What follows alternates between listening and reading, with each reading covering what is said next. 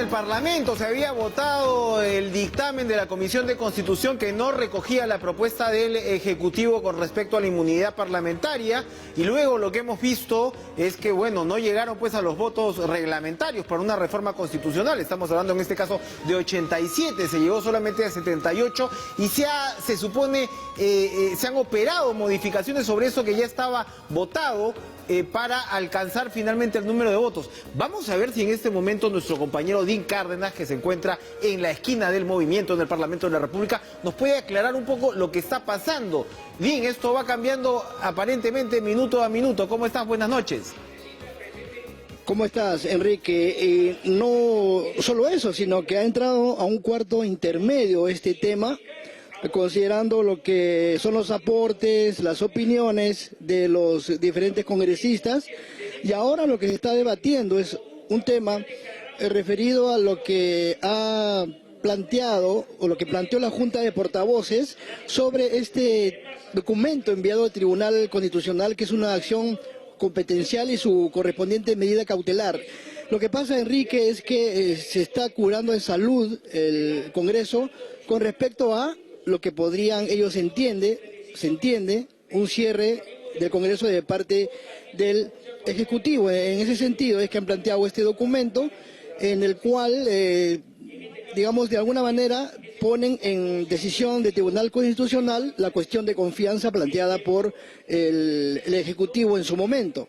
Sobre ese tema se está debatiendo en estos momentos si se aprueba o no este documento que, según la Junta de Portavoces, sería enviado al Tribunal Constitucional. Reiteramos, autorizar al presidente de la República para que te ponga una acción competencial y su correspondiente medida cautelar, me refiero al presidente del Congreso, en cuanto a esta cuestión de confianza. Sobre eso se está debatiendo en estos momentos, Enrique, y lo que es el tema de la inmunidad parlamentaria, nuevamente se ha pasado un cuarto intermedio para poder afinar, entendemos, el texto sustitutorio y que esperamos sea definitivo sobre esta reforma política que envió el Ejecutivo. Gracias, Dean Cárdenas. Volvemos en cualquier momento contigo. Vamos a ir ahora con la vicepresidenta de la República, congresista también, Mercedes Arauz.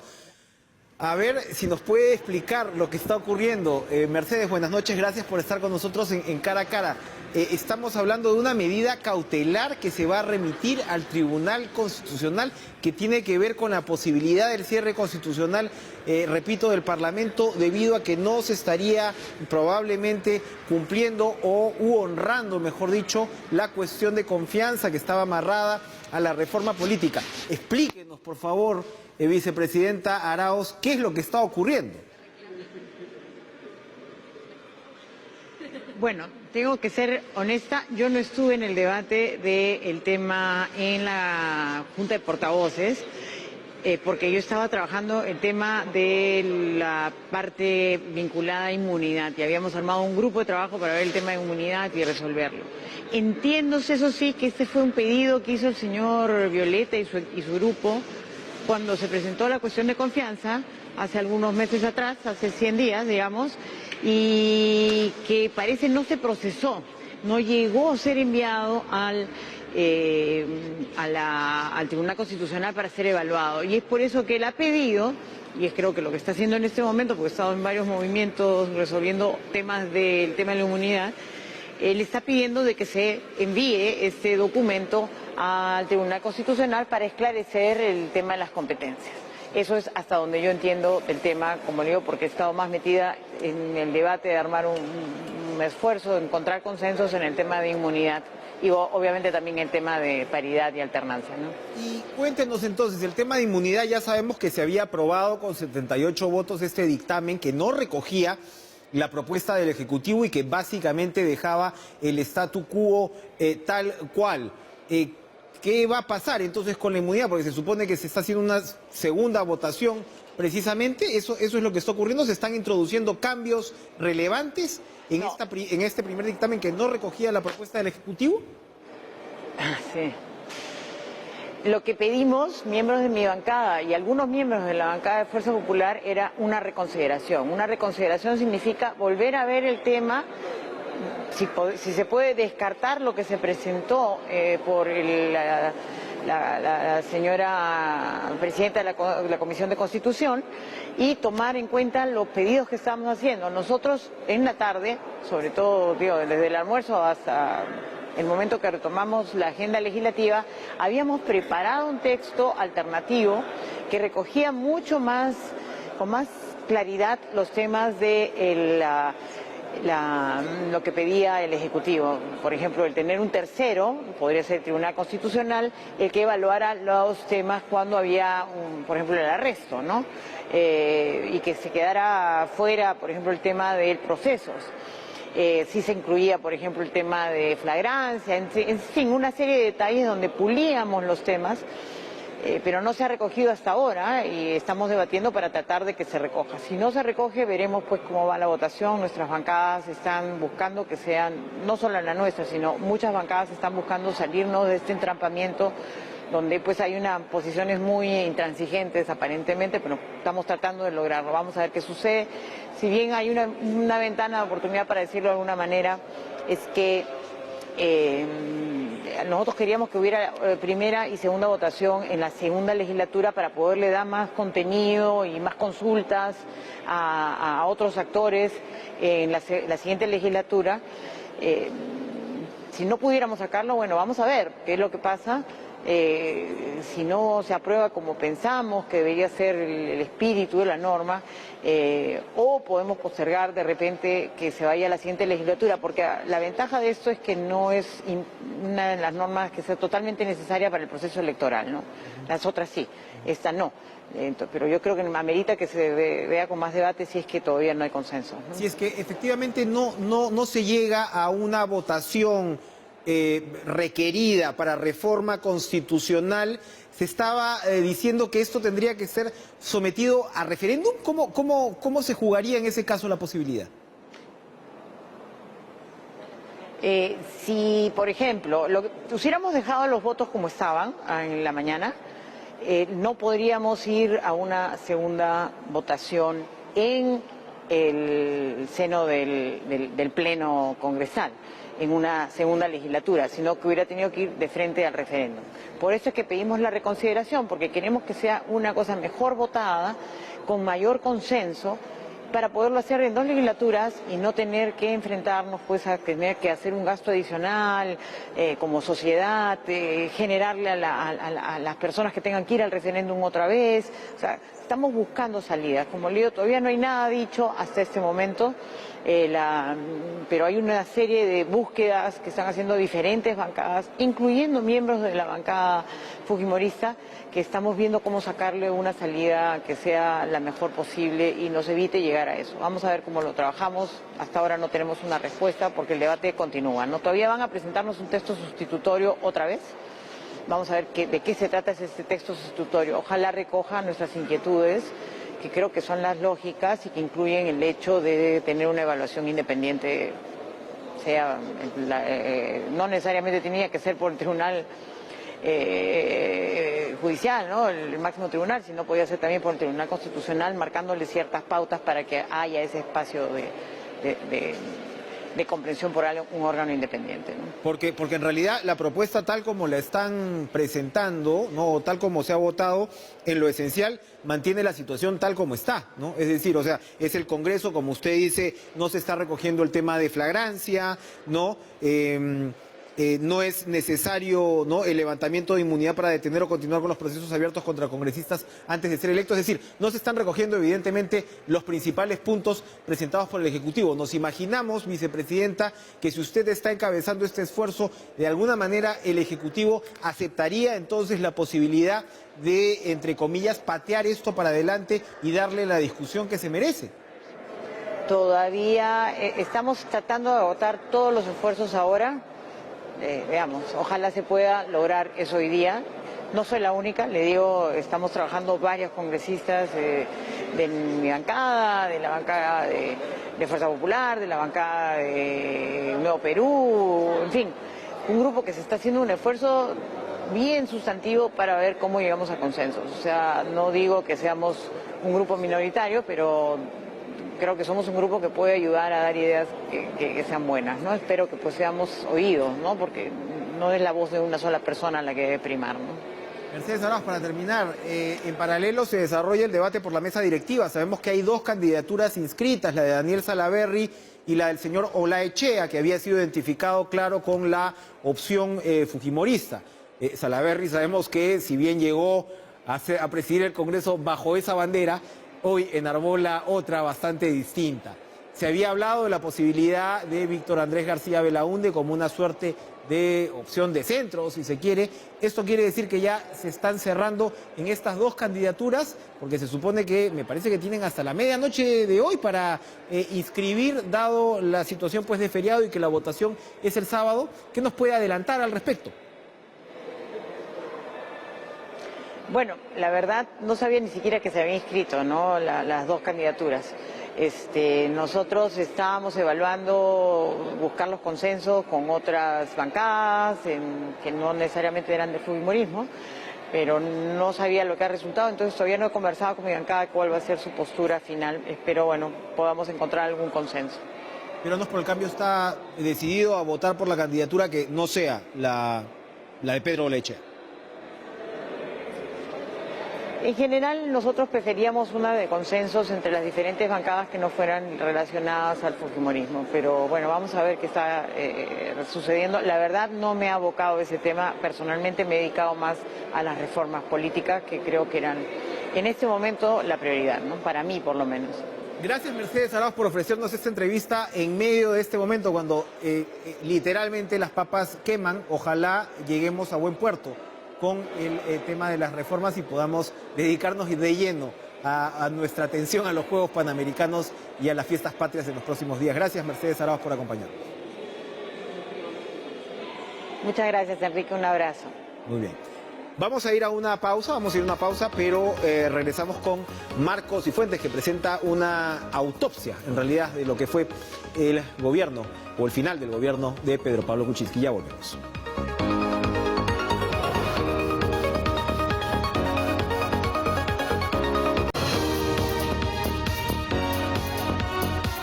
Recordemos que lo que acabamos de conversar con Mercedes Arauz es evidentemente parte de un proceso tortuoso que se inició el 28 de julio del 2016, o si se quiere antes, donde vértigo que vive la política peruana no se ha detenido, ¿no? Y claro, en el camino también evidentemente ha ocurrido todo el tema político penal. Marcos Cifuentes está presentando el sábado a las 8 de la noche en la Feria del Libro su último volumen, Knockout PPK.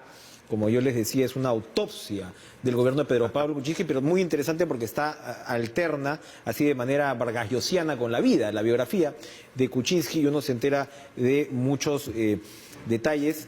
Bueno, Marco ya está entrenado, pone el libro ahí. Sí, Marcos Cifuentes, para ser un hombre de internet te estás acostumbrando bastante al papel, ¿ah? Sí. Las vueltas que da la vida.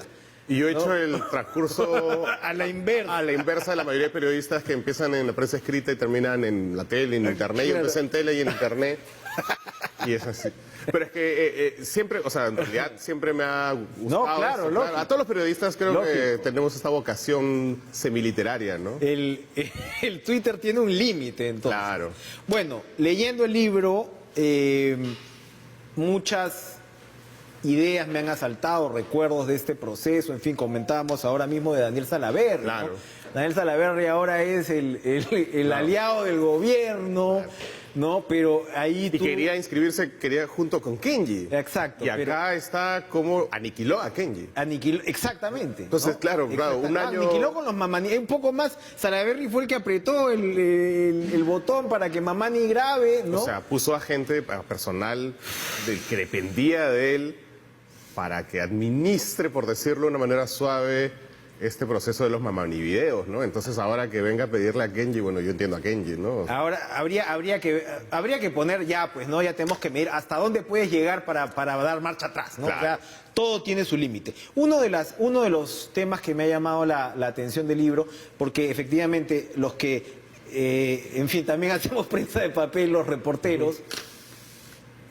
te vas enterando también de detalles, y algo que plantea muy claramente el libro es, comencemos por el final, la soledad de Kuczynski. Qué complicado, ¿no? Claro. O sea, qué complicado a estas alturas enfrentar una situación de soledad como la que él está enfrentando, ¿no? Y como tú lo recoges Claro, en el libro. digamos, para una persona de su edad y para una persona que además, como lo que se ve en el libro, es el nivel de éxito que tuvo. Exacto.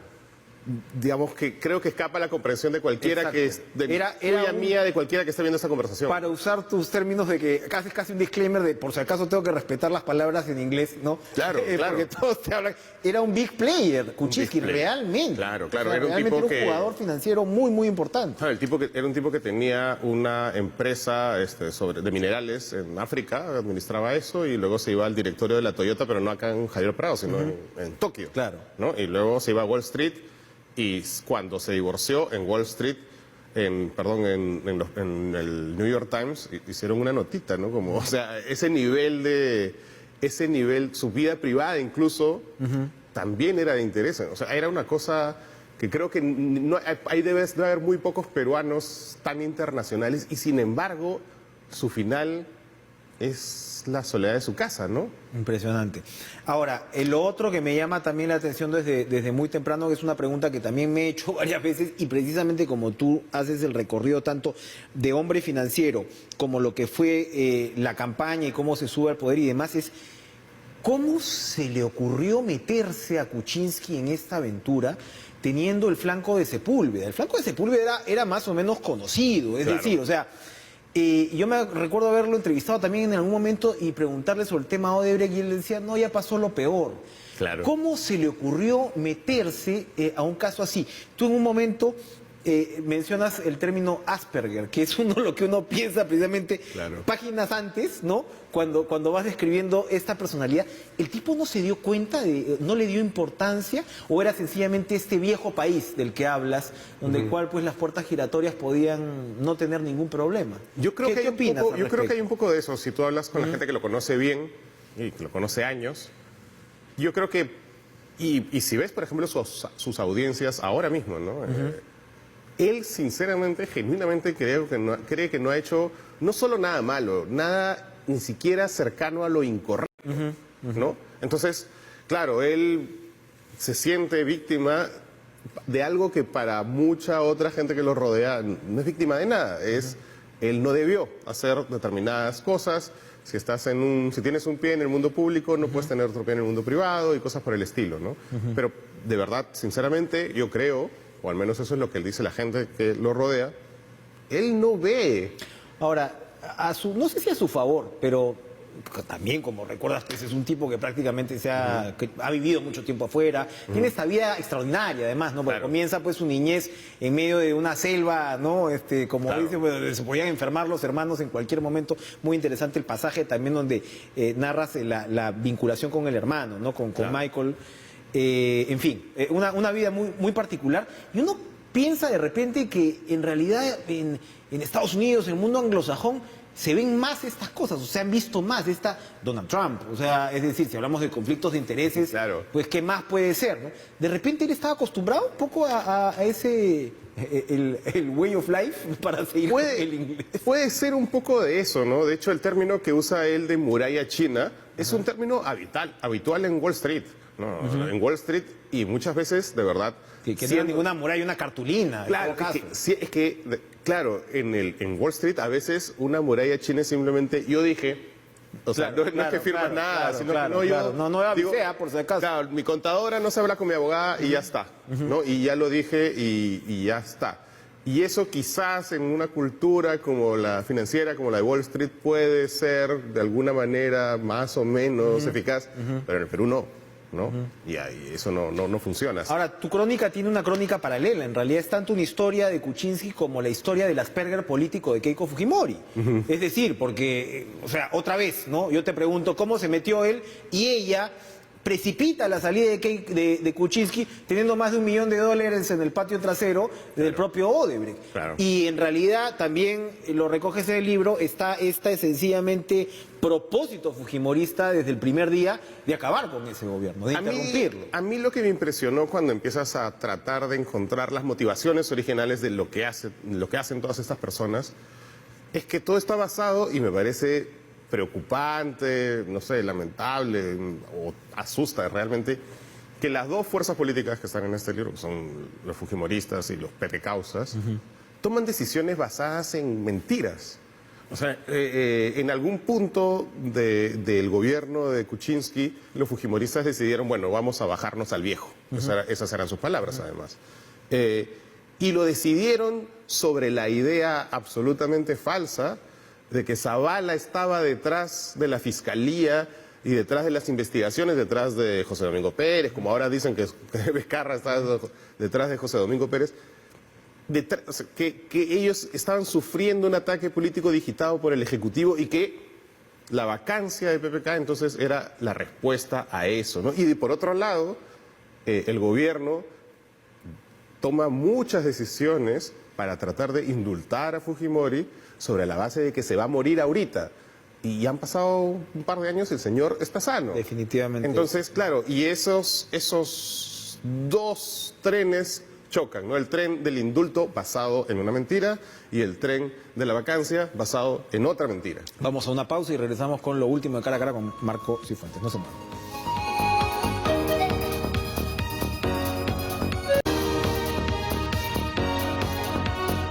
Marcos y Fuentes del libro señalas que las elecciones en el Perú son cada vez más sangrientas y efectivamente es así.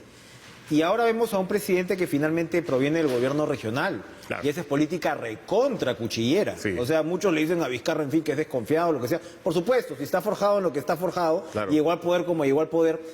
La caída de Kuczynski marca, dirías, el fin de la tecnocracia llevada al poder, porque no solamente es Kuczynski, es Fernando Zavala. Claro, Fernando Zavala, claro, tú narras el poder que le da a Kuczynski y que fracasa estrepitosamente en su relación con el fujimorismo y demás. ¿Es el final de ese ciclo? Hay una frase de Alberto Vergara que dice que en el Perú un tecnócrata se entiende como, literalmente, un pituco que está de paso por el Estado, ¿no? O sea, un tipo que tiene su empresa, está en el mundo privado y lo llaman porque supuestamente es bueno administrando las cosas y lo meten al Estado, que es un animal completamente distinto. O sea, porque hay que gestionar el Estado, hay que gestionar, claro, ¿no? Claro. Como si fuera un directorio. Hay esta obsesión que nos han metido el cuento de que se necesita un gerente. Y es como, no se necesita un gerente, se necesita un político, ¿no? Porque es otra cosa, el Estado no funciona como un directorio, o sea, así no es, ¿no?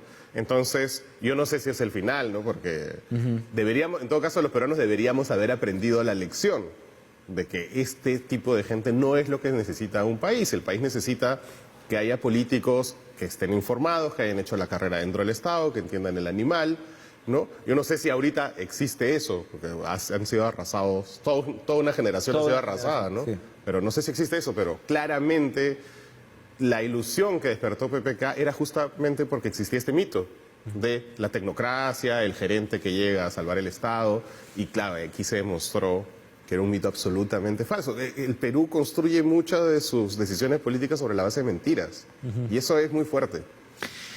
Y este país es recontra bravo. Recontra bravo. Así que bueno, vamos a ver cómo termina todo esto. Suerte en esta presentación, está muy divertido el libro, muy interesante. Gracias. Sábado 27, 8 de la noche en la Sala Ciro Alegría, Marcos Cifuentes presenta Knockout PPK con el sello de Planeta. Gracias por estar con nosotros, gracias, Marco. Nosotros nos vamos, sigan ustedes en la programación de TV Perú y vamos a ver qué pasa en el Congreso, porque sí, esto sigue, no acaba, pero mientras tanto, vamos con Lucho Trizano y toda la información deportiva. Estamos en modo panamericano. Buenas noches.